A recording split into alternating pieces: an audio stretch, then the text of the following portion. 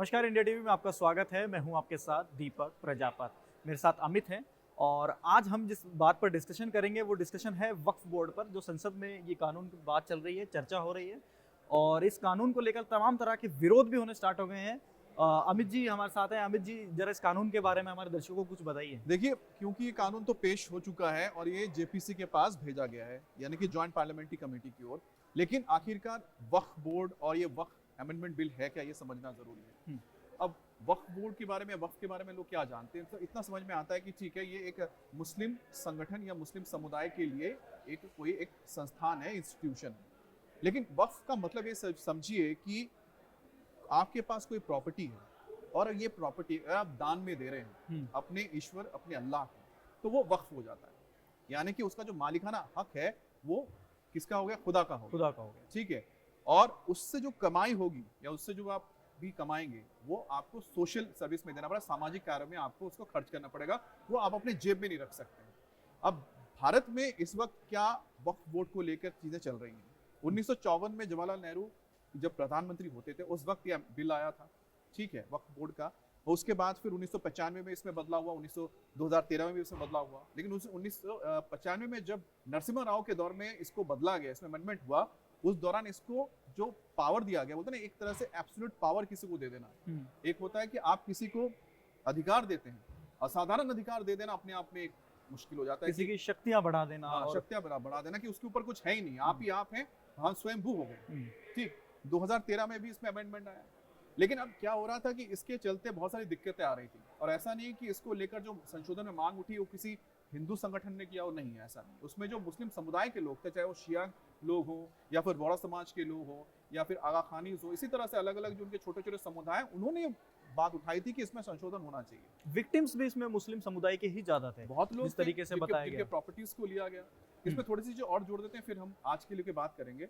अब देखिए, आपको याद होगा कि साउथ इंडिया में, तमिलनाडु में एक मंदिर पे इसी तरह से क्लेम कर दिया गया, बताया गया कि जो मंदिर है वक्फ का है।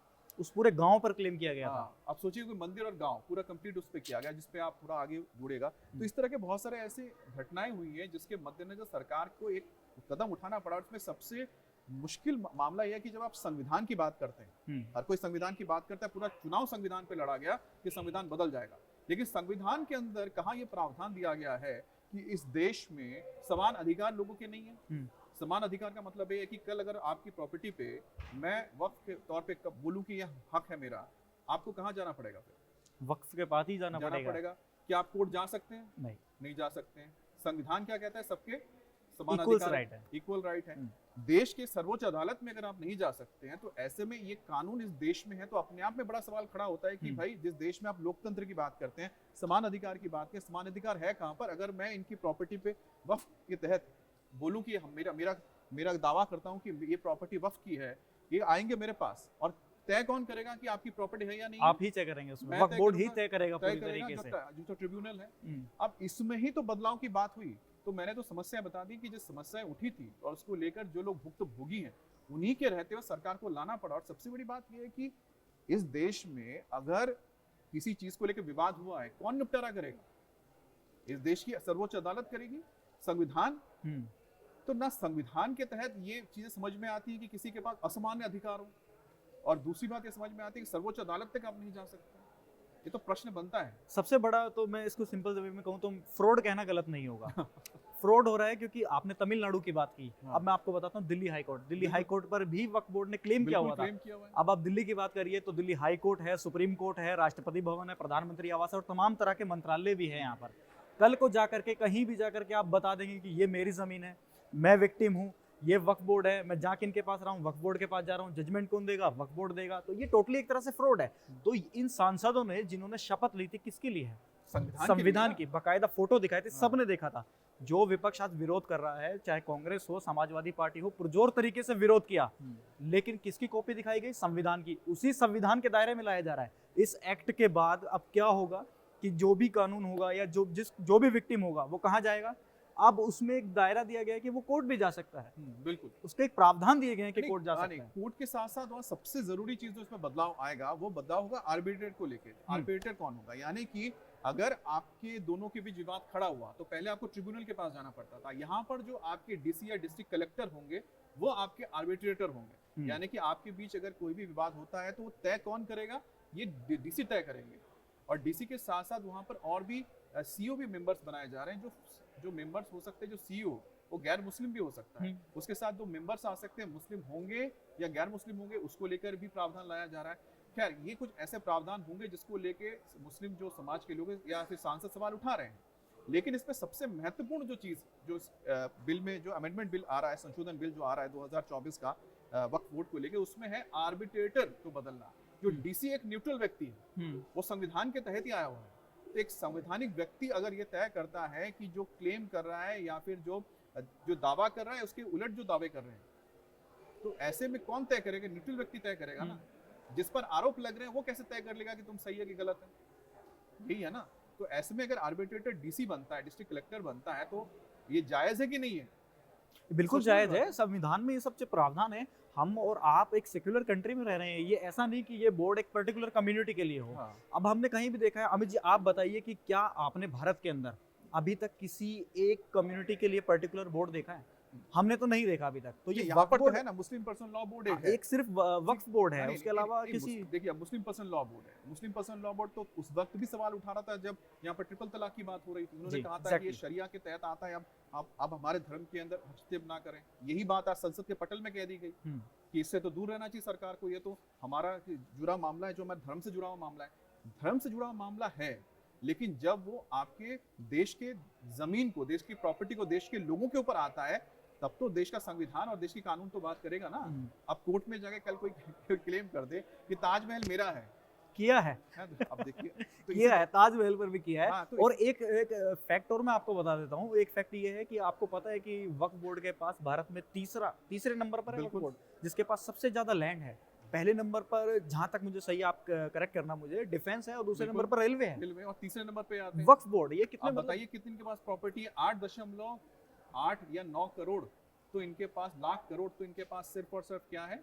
इनके पास वो पैसा है। और करीब 9.4 एकड़ करीब तो इनके पास 9 लाख एकड़ जमीन, करीब 9 लाख करोड़ का पैसा इनके पास है। तो अब सोचिए कितना इनके पास, बोले ना धन्ना सेठ जो है ना देश के, वो धन्ना है। कई राज्य हैं इनके पास, तो इतना है। लेकिन बड़ी बात यह है कि भाई इसमें ट्रांसपेरेंसी क्यों नहीं है? आप ये बताइए, देश के हर एक चीज पे, हर एक जो संस्थान है उस पे सीएजी करता है जी, ऑडिट करता है उसका। ये कौन सा एक ऐसी संस्था है जिसपे कोई ऑडिट नहीं हो सकती? आपका पैसा कहाँ से आ रहा है, पैसा आप कहाँ खर्च कर रहे हैं, क्या इस पर नजर नहीं रखी जा सकती? अगर देश के बहुत सारे, अब सवाल उठ सकता है भाई आपका धार्मिक है तो आपके भी तो इतने सारे श्राइन बोर्ड्स हैं, लेकिन जो श्राइन बोर्ड सब सरकार के अंडर में आते हैं, ठीक है, ऑडिट भी होती है उनकी, कंप्यूटराइज्ड है पूरा नहीं, और ऑडिट होता है। तो यहाँ पर एटलीस्ट आपके पास अगर इतनी जो चीजें हैं, ये तो ट्रांसपेरेंसी होनी चाहिए ना। देश के हर एक मुस्लिम समुदाय के लोगों को अगर है, आपका तो पता होना चाहिए कि अगर ये वक्फ का है, हमारे समुदाय का है, ठीक है, ईश्वर का, अल्लाह की ये प्रॉपर्टी है, तो इसका जो पैसा आ रहा है क्या हम जैसे गरीबों के लिए खर्च हो रहा है कि नहीं हो रहा? कितना पैसा आ रहा है, कितना खर्च कर रहे हैं? ठीक है, अगर ये जमीन अल्लाह की है, ठीक है, ईश्वर की है, खुदा की है, तो ये जमीन आपने किसी को बेच तो नहीं दी? क्योंकि कितने सारे सवाल खड़े हुए हैं कि वक्फ की जमीन बेच दी जा रही है।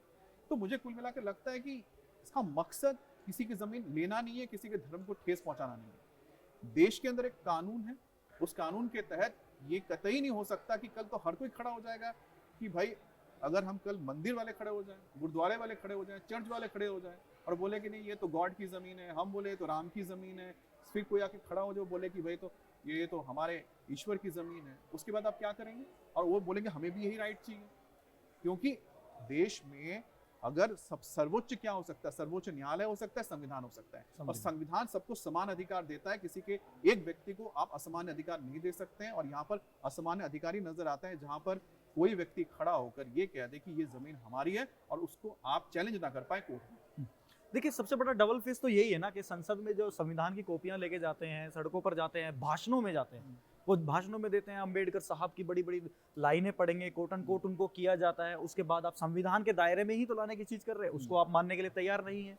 तो ये कितना बड़ा मतलब क्वेश्चन खड़ा कर रहा है और जनता को अब समझ में आने लग गया है। नहीं बाकी देखिए जनता को ये समझना चाहिए। आप खुद सोचिए ना कि आप जो भी हमें देख रहे हैं, आपकी जमीन पर अगर कल जाके भाई आप दावा कर दो ठीक है, आप वक्फ आपने दावा कर दिया, आप इनको कोर्ट पे लेके नहीं जा सकते। अगर आपको इनके साथ विवाद निपटाना है तो वक्फ बोर्ड के पास आना पड़ेगा, जो इन्हीं के लोग होंगे, और वो तय, और आपको खुद को बताना पड़ेगा कि ये जमीन आपकी है। ये नहीं बताएंगे कि ये जमीन मेरी है, ये कागज नहीं, कागज आप दिखाएंगे, आपको दिखाना पड़ेगा इनके सामने आके, ये देखिए कागज है, मेरी है, और ये तय करेंगे कि हाँ मैं संतुष्ट हूं या नहीं हूं कि ये जमीन आपकी है, तब जाके ये तय होगा। उसमें भी कोई फैक्चुअल नहीं है मेरे हिसाब से, जहां तक मेरे को लगता है कोई फैक्चुअल नहीं है। वहां पर कागज की आपने बात करी, कागज का तो हमने कई देखा बार तो पिछले 2-3 सालों में भी कागजों की बहुत सारी बातें हुई। अब कागज को, तो यही बात है कि संसद में जब आप तमाम चीजें हुई, जेपीसी, अब सरकार ने इसको रखा लेकिन जेपीसी पे जा रही है। देखिए इस बार क्या है कि बीजेपी के पास पूर्ण बहुमत है नहीं। अब जो सहयोगी दल है उनके लिए बड़ा पशोपेश वाला मामला यहाँ पर ये है कि उनके साथ माइनॉरिटीज को आप नाराज भी नहीं कर सकते, चाहे वो जेडीयू हो, एलजेपी हो या टीडीपी हो। टीडीपी को कैसे भूल सकते हैं आप? हाँ, ये सब लोग नहीं कर सकते, नहीं कर ठीक सकते। है। तो अब जेडीयू और टीडीपी के जो उनके जो वोटर्स हैं, उन वोटर्स को अपने साथ रखने के लिए, समझाने के लिए, अब इसमें देखिए बहुत सारे ऐसे प्रावधान हैं। कुछ प्रावधानों में हो सकता है कि एक सहमति बनाने की कोशिश हो। अब मुझे जैसा लगता है कि अगर डीसी आर्बिट्रेटर बनते हैं, इसमें किसी को कोई भी आपत्ति नहीं होनी चाहिए, क्योंकि वो संवैधानिक पोस्ट है, वो तो किसी एक व्यक्ति का है नहीं, वो सरकार नहीं, वो केंद्र एक सिस्टम का व्यक्ति है। डीसी जो होता है डिस्ट्रिक्ट कलेक्टर है, तो उसको आर्बिट्रेटर बनाने में कोई दिक्कत नहीं आनी चाहिए। दूसरी बात है कि अगर वो रेवेन्यू रिकॉर्ड में तमाम चीजों को देखे, उसको सही करे, उसमें भी क्या गलत आना चाहिए।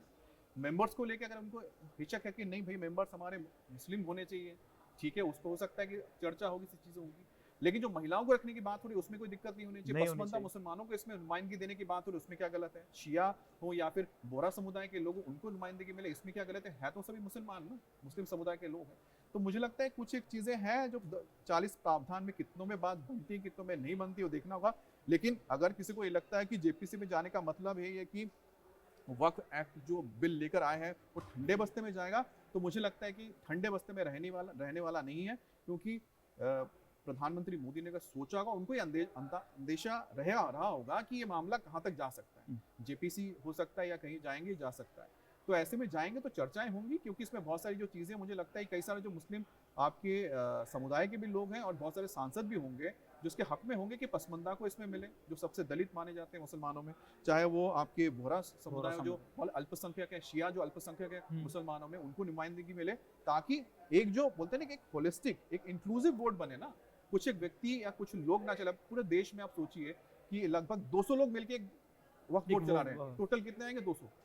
अब सोचिए कि करोड़ों की प्रॉपर्टी, करोड़ों लोग यहाँ पर मुस्लिम समुदाय के लोग, और नुमाइंदगी कितनी? 200 लोगों की, जिसमें महिलाएं भी नहीं है।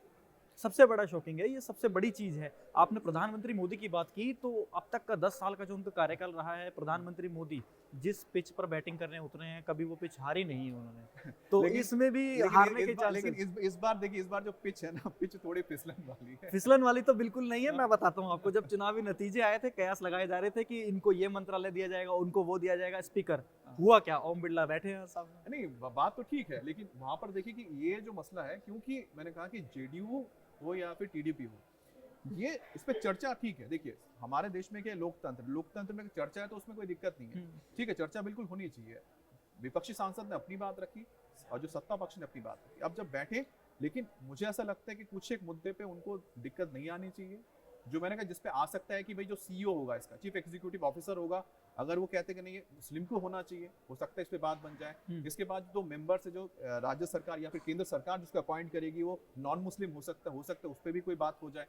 लेकिन आर्बिट्रेटर को लेकर अगर डीसी बन रहा है, ठीक है, और जो अगर मसला होता है, ये ट्रिब्यूनल के पास ना जाके ये डीसी के पास जाए, डीसी आर्बिट्रेटर बन के तय करे कि भैया किसका क्लेम सही है, किसका क्लेम गलत है, तो मुझे लगता है कि इसमें किसी को कोई भी नाराजगी नहीं होनी चाहिए, कोई आपत्ति नहीं होनी चाहिए, क्योंकि ये संवैधानिक है और ये इंसाफ करता है। संवैधानिक है, लेकिन मेरे को लगता है कि इस डिबेट में भी नहीं जाना चाहिए कि मुस्लिम हो या नॉन मुस्लिम हो।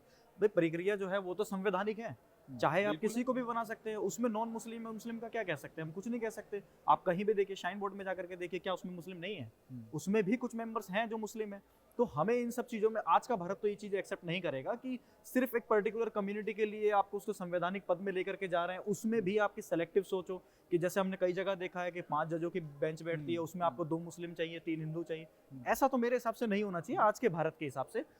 बाकी दोबारा ये बिल के अगर अमित जी मैं आपसे पूछूं तो क्या लगता है कि क्योंकि अब संसद का जो सत्र है वो खत्म होने की तरफ है। देखिए अब ये ना, अब बचा आपका शीतकालीन सत्र। शीतकालीन जो सत्र होगा उससे पहले जेपीसी की मीटिंग होगी, ध्यान रखिएगा जी। जेपीसी की मीट होगी, जेपीसी के मीट में इस पर बात होगी। और बीजेपी के जो सांसद है या नेता है, मान के उनके तेवर इस मामले में इतने क्लियर है कि जेपीसी में जब बात होगी तो चर्चा होगी, और जब चर्चा होगी, चर्चा सिर्फ जेपीसी के कमरे में नहीं होगी, बाहर भी होगी। अब ये शीतकालीन सत्र में कोशिश होगी कि जेपीसी के इसे अमेंडमेंट करवा के इसको फिर से पेश किया जाए, लेकिन उससे पहले आप ध्यान रखें इलेक्शंस भी है, और इलेक्शंस में एक बहुत बड़ा मुद्दा बनेगा, और महाराष्ट्र के इलेक्शन में तो खासकर बनेगा यह मुद्दा, क्योंकि जिस कदर वहां पर इस वक्त हालात हैं, और जिस तरह से शिवसेना जो हिंदूवादी पार्टी इस वक्त एक अलग ही बोलते हैं ना, एक अलग ही कोर्ट में खेल रही है, और बीजेपी के लिए और महायुति के लिए, महाअघाड़ी को अगर आपको कॉर्नर करना है, तो मुझे लगता है कि एक ऐसा मसला है जो जब चर्चा होगी, इसको लेकर जब बातें होंगी, अभी तो बहुत हम कह सकते हैं कि बहुत हम पहले की बात कर रहे हैं, लेकिन अभी पहला कदम है एक तरीके से। आते आते देखिएगा वहां पर वक्फ बोर्ड को लेकर देखा जाएगा तो स्टैंड क्या रहेगा वहां पर शिवसेना का, और कांग्रेस का स्टैंड क्या रहेगा वहां पर बताएं।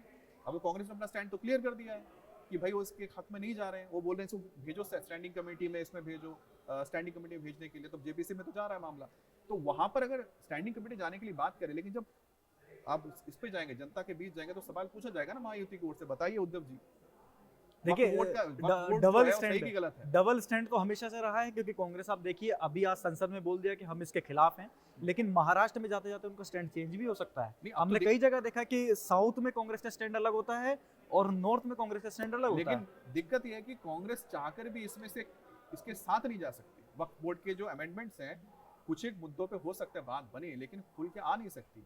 अब जेपीसी का मुद्दा जब गया, तो जेपीसी में जो देखिए आपत्ति जेपीसी में क्यों गया, उसकी जाने की वजह है बीजेपी के सहयोगी दल, कांग्रेस या विपक्ष नहीं है। तो जेपीसी में तो विपक्षी लोग भी बैठेंगे। नहीं, वो बैठेंगे, लेकिन भेजने की वजह क्या है? भेजने की वजह तो सहयोगी दल है ना। अब जेपीसी में जब आंकड़ा देखेंगे तो बहुमत किसके पास है? एनडीए के पास मिलेगा। जब एनडीए के बाद आपके टोटल जो मेंबर्स होंगे, तमाम चीजों तो मेंबर्स एक मत होंगे ना, तो बहुमत से तो उसमें जो अमेंडमेंट्स आ जाएंगे। जब अमेंडमेंट्स लेकर आएंगे तो आपको किसको अपने साथ रखना है? टीडीपी और जेडीयू को रखना है ना जी। तब अगर उनकी आपत्तियों को अगर आप खारिज मतलब मान लेते हैं, चीजों को कर देते हैं, तो उसके बाद क्या होगा? उसके बाद ये होगा ना कि आएगा, हम ये मान के चल, लेकिन ये मुद्दा जेपीसी में रहे, लेकिन चर्चा में रहेगा। अगर ये अब सीट क्षेत्र में पास होता है या आगे पास होता है अलग बात है, लेकिन कुल मिलाकर ये इलेक्शन में एक बहुत बड़ा मुद्दा रहेगा और वक्फ बोर्ड को लेकर बातें उठेंगी, आप देखिएगा। और साथ ही साथ एक और जो उसमें जो मसला सबसे महत्वपूर्ण बन जाता है कि वक्फ बोर्ड को लेकर जो अभी जो चल रही है बातें संशोधन को लेकर, ये संशोधन इसलिए भी जरूरी है कि भाई आपके पास सीएजी के पास ये अथॉरिटी नहीं है कि आप उसका ऑडिट करवा सकें। आप कोर्ट नहीं जा सकते, आप कोर्ट नहीं जा सकते, सीएजी आपका ऑडिट नहीं कर सकता। आपके जो आपके पास संवैधानिक जो आपके संस्थाएं हैं वो ये तय नहीं करेंगे कि जमीन किसकी है। ये थोड़ी ना कोई कैंगरू कोर्ट है। सबसे बड़ा शॉकिंग तो ये है ना कि दिल्ली हाई कोर्ट पर ही क्लेम कर दिया, जो न्याय दिलाने वाले हैं उनकी जमीन पर ही एक तरह से क्लेम कर दिया कि ये जमीन ही हमारी है। अब इसकी सबसे बड़ी वजह ये रही कि भाई 1995 नरसिम्हा राव की सरकार, कांग्रेस की सरकार, 2013 में मनमोहन जी की सरकार, इन्होंने जो इनको ताकत दी है उसी का ये अब असर है कि कोई क्लेम ना करता है। हमें तो ये नहीं पता किसी जगह क्लेम तो इस पे भी कर सकते हैं, बीजेपी का ऑफिस पे क्लेम कर दिया कि वक्फ का है, कांग्रेस की जो नया दफ्तर पर उस पे जगह क्लेम, उस पे भी क्लेम कर सकते हैं। क्लेम करने के लिए तो कहीं भी क्लेम कर सकते हैं। जब मंदिर क्लेम हो सकता है तो गांव क्लेम हो सकता है, पूरा गांव हो गया, हो सकता है, तो कहीं पर भी हो सकता है, कहीं पर भी हो सकता है। अमित जी एक और चीज मैं आपसे पूछूंगा, क्योंकि ये डिजिटल प्लेटफॉर्म के लिए हम कर रहे हैं, तो इंस्टेंट हमारे सामने कमेंट्स आने स्टार्ट हो जाते हैं और लोग पूछना स्टार्ट कर देते हैं। तो एक सवाल एक इसमें ये भी रहेगा कि आने वाले समय में, क्योंकि देखा जाए आपने 2013 की भी बात की, तो 2013 में मनमोहन सिंह सरकार में थे, विपक्ष में भी सांसद होंगे और विपक्षी सांसद बीजेपी के थे, तब ये मुद्दा विपक्ष ने क्यों नहीं उठाया? सवाल ये भी उठता है एक तरीके से। नहीं, मेजोरिटी जिसकी थी उन्होंने पास करा लिया, लेकिन संसद में इस तरह का विरोध तो कभी हुआ नहीं। 2014 में ये मुद्दा लेकर के नहीं आए।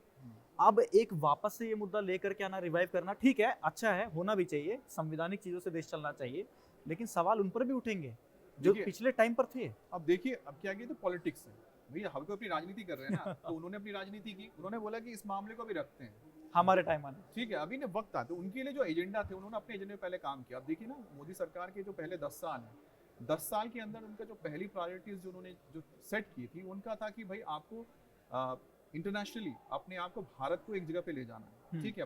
इंटरनेशनल डिप्लोमेसी को आपने सुधारा, उसके बाद आपने काम किया, आपके बॉर्डर्स पे काम किया।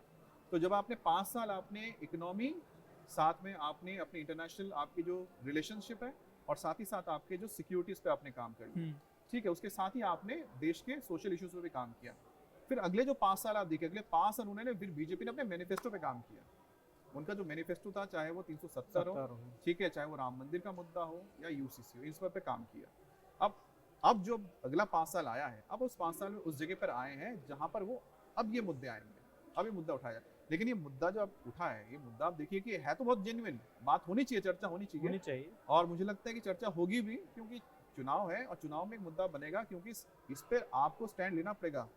अगर आप इस पे महाराष्ट्र में क्या महायुति इसके खिलाफ जा सकती है, महायुति तो इसको लेकर खिलाफ जाएगी, महायुति बोलेगी तो गलत है, लेकिन साथ में आप ये सोचिए, हालांकि एनसीपी आप अजित पवार को छोड़ दीजिए, शरद पवार की आप बात, ठीक है, नहीं अजित पवार को ही बोलो, अजित पवार भी हो सकता है कि क्योंकि उनको भी मुस्लिम वोटर उनके हैं, क्योंकि शरद पवार के भी जिस तरह से अजित पवार के भी हैं, लेकिन यहाँ पर शिंदे और साथ ही साथ बीजेपी जो कि कट्टर हिंदूवादी माने जाते हैं ना, फ्रंट फुट पे बैटिंग करेंगे, तो इस पे तो फ्रंट फुट पे जाएंगे। उद्धव ठाकरे क्या करेंगे?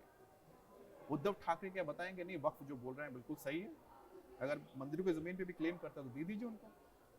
उद्धव ठाकरे सामने गूगली आ गई एक तरीके तो से। कुल मिलाकर देखिए, अभी जो माहौल है बीजेपी के पास, मुझे लगता है कि ये देश के लिए भी बहुत जरूरी है, खासकर के जो मुस्लिम समुदाय में जो लोग पीड़ित हुए हैं, कई लोगों की जमीन ली गई है, निचला तबका ज्यादातर से, जो पसमंदा मुस्लिम, ठीक है, बोहरा समाज, शिया, जो उनके अल्पसंख्यक समुदाय है, जो इससे सबसे ज्यादा प्रताड़ित हुए हैं, सबसे ज्यादा प्रताड़ित मुस्लिम समुदाय के लोग हुए हैं, उनको इंसाफ मिलना चाहिए और उनको उनका ये हक बनता है कि उनको भी नुमाइंदगी मिले, उनकी भी आवाज सुनी जाए जो वहाँ पर सुनी नहीं जाती।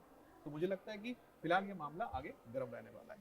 अब बोर्ड में तो मुस्लिम महिलाएं भी बैठनी चाहिए, सब तरह की बातें होनी चाहिए और देखते हैं, क्योंकि अब संसद का जो सत्र है वो खत्म होने वाला है, ये लड़ाई संसद से निकलकर अब तो सड़कों पर भी जाएगी, क्योंकि रामपुर के सांसद समाजवादी पार्टी ने आज दबे स्वर में संसद में एक तरह से चेतावनी भी दे दी है कि अगर कुछ तरह की वजह सड़कों पर इसका विरोध देखने को मिल सकता है। हाँ, तो बिल्कुल जो आपने सीए में देखा, यहाँ पर भी आप देखेंगे, अगर वो सड़कों पे जाएंगे तो आप सोचिए कि वो मुद्दा खुद बीजेपी के हाथों में देंगे और चुनाव में एक बड़ा मुद्दा बनेगा, जाहिर सी बात है। तो ये आने वाले वक्त में अगर आप सड़क में जाते हैं तो उनके लिए भी है ना, जब ये मुद्दा उठेगा तो जवाब हर किसी को देना पड़ेगा, कौन किसके साथ खड़ा है और चर्चाएं होंगी। देखिए, लोकतंत्र में ये फायदा होता है, जब सवाल इस तरह के उठते हैं तो चर्चाएं होती है, लोगों को पता लगता है कि पर्दे के पीछे क्या है। अब तक आज से पहले नहीं पता था, लोगों को पता ही नहीं था नहीं पता होता क्या था। अब लोग चर्चा करें, अच्छा क्या है वक्फ बोर्ड, क्या है, क्या होता है इसमें, क्या होता है, किसी को पता ही नहीं था। अब आप जब इसको देख रहे हैं तो आपकी आंखें खुल जा रही है, आप हैरान रह जाने, अच्छा भी होता है। 75 साल आजाद होने के बावजूद अभी मध्य प्रदेश में हाई कोर्ट में आपने देखा, उसका वीडियो काफी चल रहा है, वायरल हो रहा है, जिसमें जज साहब खुद बोल रहे हैं कि भाई कल तो आप तो क्लेम करोगे कि कोर्ट भी आपका है, सब आपका, आप तो ताजमहल पे क्लेम कर दोगे ताजमहल आपका है, जैसे कि उन्होंने उसमें मध्य प्रदेश में क्लेम कर दिया कि एएसआई का साइट है, ये तो वक्फ की जमीन है, वक्फ का है। अब सोचिए, जो सर्वे करने वाली एजेंसी है उसी पर क्लेम किया हुआ है। अब एएसआई ने अगर किसी को आपने हेरिटेज आपने घोषित कर दिया कि हेरिटेज साइट है, अब हेरिटेज साइट पे क्लेम कर लेंगे तो कल जाके तो पता अब लग सकता है कि तमिलनाडु से लेके कर्नाटक से के लिए इतने बड़े वहाँ पर मंदिर वगैरह हैं, किसी को भी आप क्लेम कर, दिल्ली में कुतुब मीनार देख लीजिए आप, सब जगह पे क्लेम होगा, फिर भी क्लेम, लाल किला पे, मतलब प्रधानमंत्री फिर जा ही नहीं पाएंगे वहाँ पर अगर क्लेम करने के लिए, तो पूरा देश बचा हुआ है क्लेम करने के लिए। तो कुल मिलाकर आपने जो बात कही है, सड़क से लेके संसद से सड़क, अब सड़क के साथ ये चुनाव में मुद्दा रहेगा। लेकिन इसमें अच्छी बात यह है कि एक लोगों की भी चर्चा हो रही है, लोगों को जानना चाहिए वक्फ बोर्ड क्या है, और साथ ही साथ मैं फिर से कहूँगा, जो मुस्लिम समुदाय के प्रताड़ित लोग हैं वक्फ बोर्ड के चलते, उनको इंसाफ मिलना चाहिए, जिन लोगों की ज़मीनें चली गई हैं, और साथ ही साथ जो दबे कुचले लोग हैं मुस्लिम समुदाय में, उनको भी इसमें नुमाइंदगी मिलनी चाहिए। सिर्फ चंद लोगों का ये वक्फ बोर्ड ना रहे। और जैसे कि हमारी ये सर सीरीज स्टार्ट जो हमने की है, इसमें हम ये होता है कि ज़्यादा से ज़्यादा जनता के पास क्लैरिटी पहुंचे, क्योंकि लोगों को नहीं पता और नेताओं की बातें सुन के लोग भ्रमित हो जाते हैं, और एक तरह से सेंसिटिव इशू है, तो बहुत अच्छे तरीके से हम यहाँ तक पहुँचाएं इस चीज़ को, और आगे भी हम आप तक पहुँचाते रहेंगे। और इंडिया टीवी डिजिटल प्लेटफॉर्म के साथ हमेशा आप जुड़े रहिए, हर बड़ी खबर पर इसी तरह से हम आपके साथ चर्चा करेंगे। धन्यवाद।